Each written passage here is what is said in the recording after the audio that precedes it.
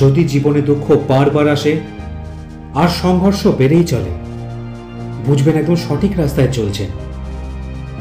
হতে পারে আপনাকে কোনো বড় কাজের জন্য তৈরি করা হচ্ছে, আর বলা হয় যে ভগবান আমাদের সেটা দেয় না যেটা আমরা চাই, বরং দেয় সেটাই যেটা আমাদের প্রয়োজন।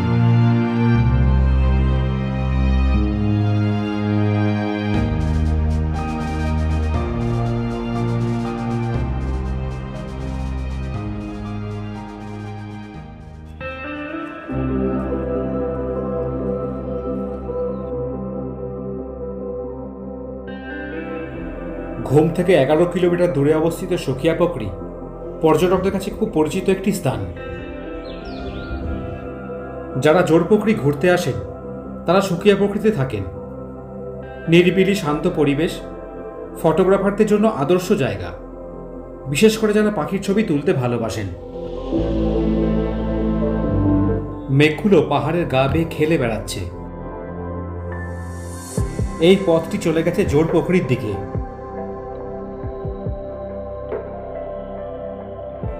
এখানে একটি মনাস্ট্রি আছে, সকাল 10টায় খোলে।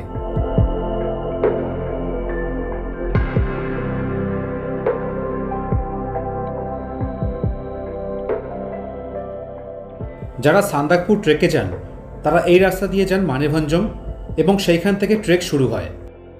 এছাড়া সুকিয়া পোখরি থেকে রিম্বিক, মিরিক প্রভৃতি পর্যটন কেন্দ্রগুলি ঘুরে নিতে পারেন। আমি চলেছি মিম বস্তি। ঘুম থেকে শেয়ার গাড়িতে আমি সুকিয়া পোখরি এসেছি। ভাড়া লেগেছে 50 টাকা। নতুন যে কোনো জায়গা স্থানীয় বাজার ঘুরতে আমার খুব ভালো লাগে। আপনাদেরও দেখালাম তার কিছু অংশ। সুকিয়া পোখরির এই বাজারে এটিএম, ওষুধের দোকান, এছাড়া প্রয়োজনীয় সমস্ত সামগ্রী পেয়ে যাবেন।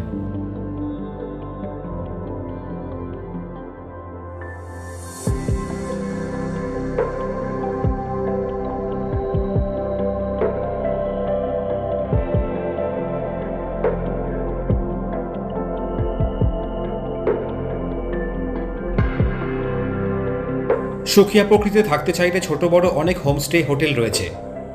মাত্র 20 কিলোমিটার দূরে অবস্থিত দার্জিলিং যাবার জন্য শেয়ার গাড়ি ও রিজার্ভ গাড়ি খুব সহজেই এখান থেকে পাবেন।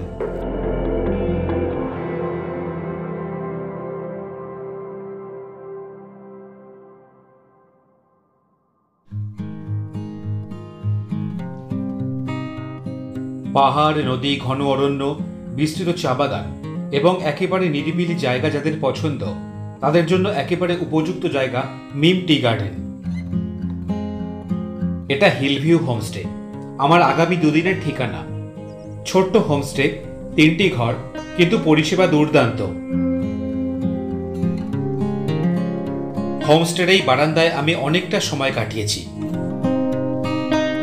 এখান থেকে কাঞ্চনজঙ্ঘা, পাইন থুপির অরণ্য, আবার কখনো বৃষ্টির সৌন্দর্যে অনায়াসে হারিয়ে যাওয়া যায়। এই পথ নিচে চা বাগানের দিকে চলে গেছে। এখানে একটি শিব মন্দির রয়েছে।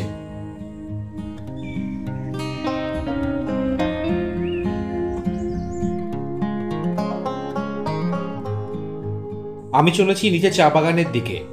হোমস্টেতে ব্যাগপত্র রেখে জলখাবার খেয়ে বেরোলাম চা বাগান দেখতে। রাস্তা একটু খারাপ, কিন্তু চা বাগানের অসীম সৌন্দর্য সেই কষ্ট ভুলিয়ে দেয়। 5000 ফুট উচ্চতায় লেপচা জগৎ ও সুকিয়া পোখরির মাঝখানে অবস্থিত এই মিম বস্তি। ব্রিটিশ আমলে গড়ে ওঠা চা বাগান ইংরেজি শব্দ মেম থেকে মিম হয়েছে।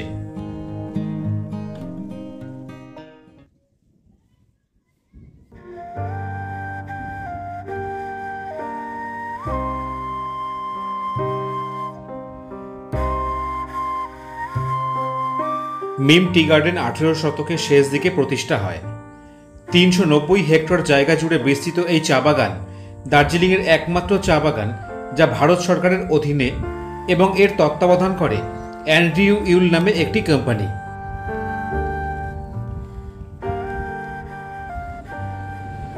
মিম বস্তির পুরোটাই চা বাগানের মধ্যে। হোমস্টে থেকে কিছুটা পা বাড়ালেই চারিদিকে শুধুই চা বাগান। কিছুটা নিচে নামলে রয়েছে টি ফ্যাক্টরি। একটু আগেই রোদ্দুর ছিল, কিছুক্ষণের মধ্যেই মেঘ এসে পুরো পাহাড়টাকে ঢেকে দিয়েছে। মিমে চা বাগানের পাশাপাশি অরণ্যের গভীরতাও রয়েছে, চারিদিকে চিরহরিত অরণ্য।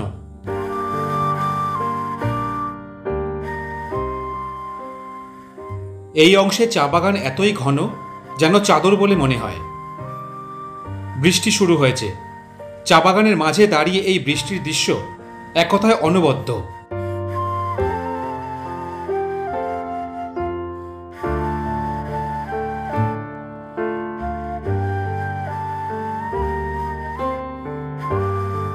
দূরে মেঘে ঢাকা সারি সারি পাহাড়, মাঝে একটি দুটি বাড়ি, আর সরু রাস্তা চা বাগানের বুক চিরে চলে গেছে।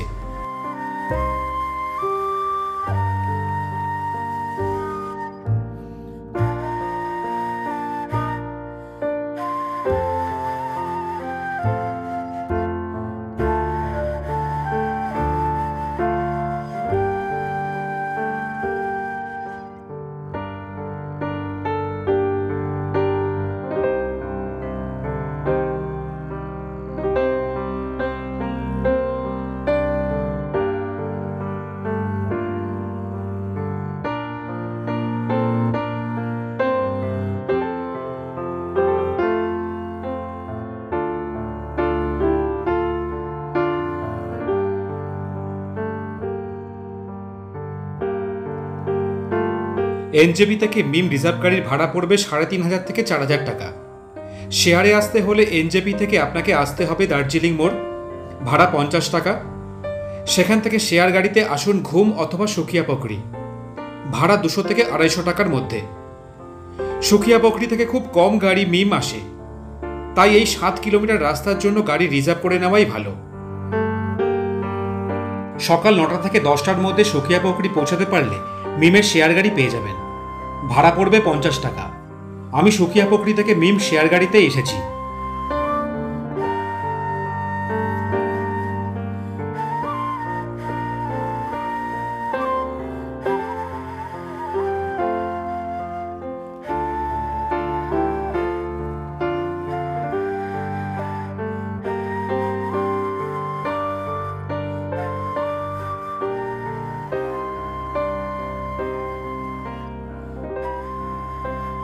হোমস্টেতে ফিরে এলাম। এই হোমস্টেতে রান্না এত ভালো যে শুধুমাত্র খাবারের জন্য আমি আবারও এখানে আসতে পারি। দিনে মাছ বা ডিম এবং রাতে চিকেন হয়। আমার একার জন্য অনেক বেশি বেশি খাবার দেওয়া হতো।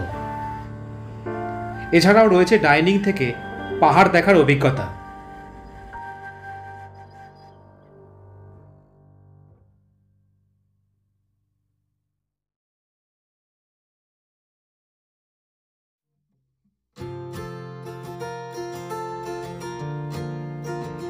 এটা লিটল ফরেস্ট হোমস্টে, আর আমি উঠেছি হিল ভিউ হোমস্টেতে।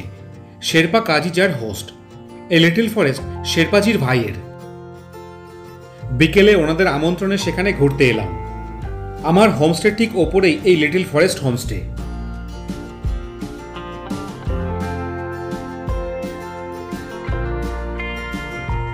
পাহাড়ের একেবারে উপরে হওয়ায় এখান থেকে সমগ্র পাহাড়ের সারি দেখতে পাওয়া যায়। দারুণ সুসজ্জিত এই হোমস্টের ভাড়া ১৭০০ টাকা জনপ্রতি। কয়েকটি কটেজও রয়েছে, যা গ্রুপে এলে তবেই দেওয়া হয়। কটেজে থাকা খাওয়ার ভাড়া ২,০০০ টাকা।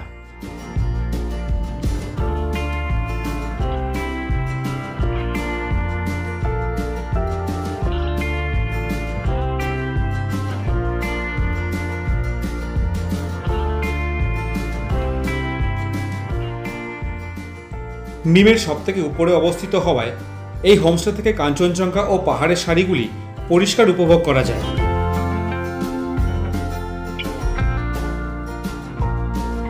এখানে কাঠ দিয়ে একটি সুন্দর ভিউ পয়েন্ট তৈরি করা হয়েছে।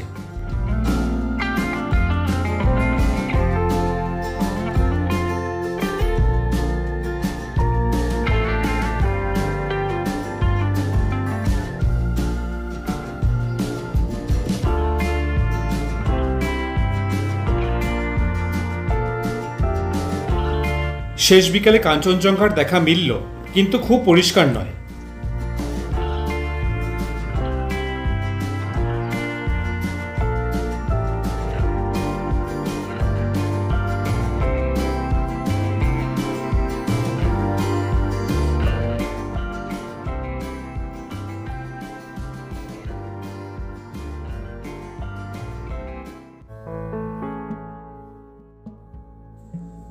হিলভিউ হোমস্টের এই ঘরটিতে আমি ছিলাম।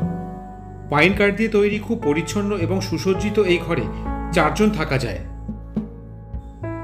দিনের বেলা ঘরে বসেই পাহাড় দেখতে পাওয়া যায়। এখানে থাকার এবং খাওয়ার খরচ মাথাপিছু 1200 টাকা।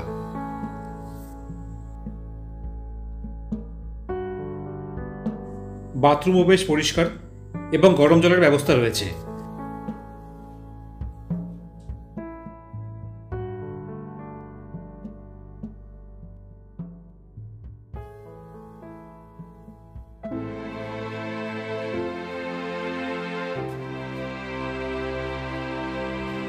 নতুন সকালে শুরুটা বেশ ভালোই, ঝলমলে আবহাওয়া এবং সূর্যের প্রথম কিরণ পাইন ও ধুপি গাছ ছুঁয়ে ঘরে এসে পড়ছে।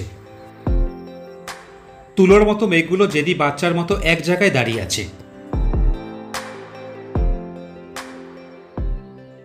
দূরে দেখা যাচ্ছে মানেভঞ্জন। আকাশ পরিষ্কার থাকলে কাঞ্চনজঙ্ঘা সহ সিকিমের পাহাড়ি গ্রামগুলি এখান থেকে দেখা যায়। নানা রকম ফুল দিয়ে সাজানো এই হোমস্টে প্রকৃতই ঘরোয়া পরিবেশের অনুভূতি দেয়। 1 কাপ চা নিয়ে আমি বারান্দায় বসে পড়লাম। সময় কখন গড়িয়ে গেল বোঝাই গেল না। হোমস্টের হোস্ট কাজী শেরপাজি প্যারামিলিটারিতে ছিলেন। বর্তমানে স্বামী স্ত্রী দুজন মিলে হোমস্টে চালান।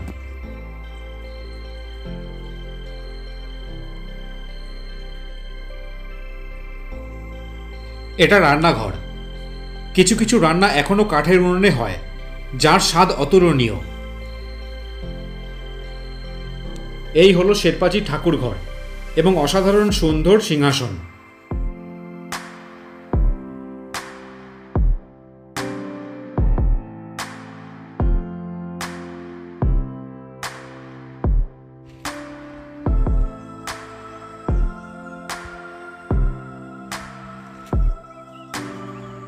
এখানে বেড়াতে এসে পরিচয় হলো এনাদের সঙ্গে, যার গল্প আপনাদের আগামী পর্বে বলবো।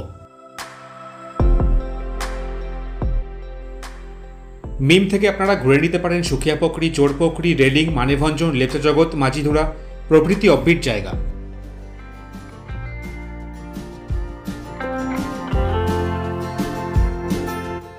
পরের পর্বে আপনাদের নিয়ে যাব মিমের সুপ্রাচীন মোনাস্ট্রিতে এবং বিজনবাড়ি লাগোয়া রঙ্গিত নদীর তীরে।